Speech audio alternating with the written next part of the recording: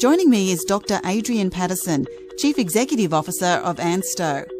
Dr. Paterson, can you give a brief overview about ANSTO and your role covering what you see as the key challenges and opportunities facing the organisation? Well, ANSTO is the organisation in Australia that looks after all nuclear science and technology, large-scale research.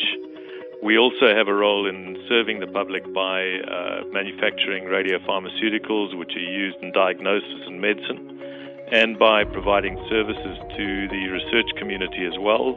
For instance, the neutron beam facilities and our accelerator facilities, which are used, for example, to date very ancient sediments, to find out what happened to water in the old days, to find out whether we're going to have more droughts in the future, for example. As the Chief Executive, what are your main objectives for the organisation? I think ANSTO needs to increase its impact and its reach for Australians and Australian society.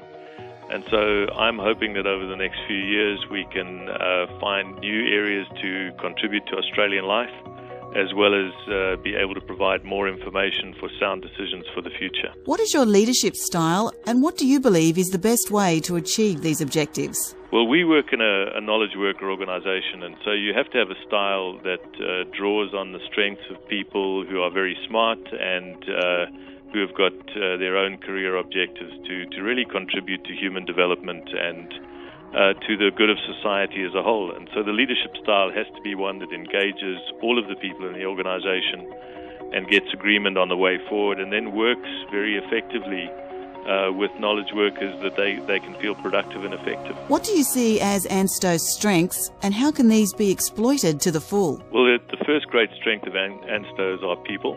And the people have around them a number of key facilities, including the Opal reactor, which is a world-class research reactor which we've built over the last few years. And then we've got a large number of other facilities which can be used for great research. So adding the people and the facilities and the partnerships is the strength of ANSTO. In terms of commercialisation and business, what are your goals for ANSTO? Well, ANSTO has to demonstrate its relevance to Australian industry and to the society more broadly. And so if we develop things that could be really valuable for business and that could have huge commercial potential, we must do that in a careful and a considered way so that we can maximize the value.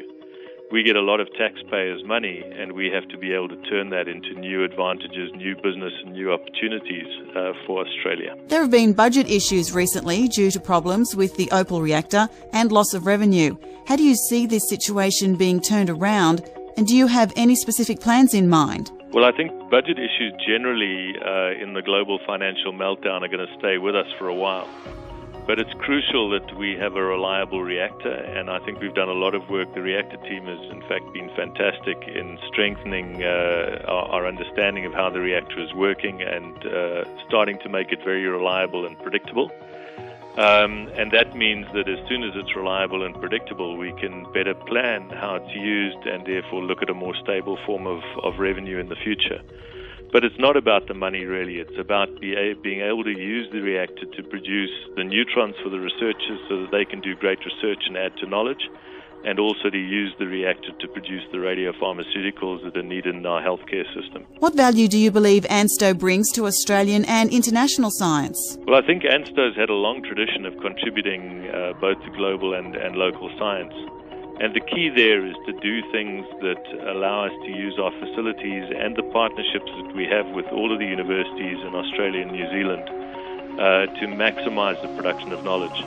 I would say that our own work, which is really excellent, is just a small portion of the total contribution, because we help the research community in Australia and New Zealand use these great facilities so that they can add value to their own knowledge production. I think the trick there is to make sure that there's a balance between our excellence in research and our ability to get that excellence from the community we serve. Drawing on your past experiences and roles, what do you see as the main qualities you bring to ANSTO? Well, I'm hoping to bring a sense of energy and excitement about what we're doing. I think we've been through a phase where we've been a little bit on the defensive and a little bit on the back foot.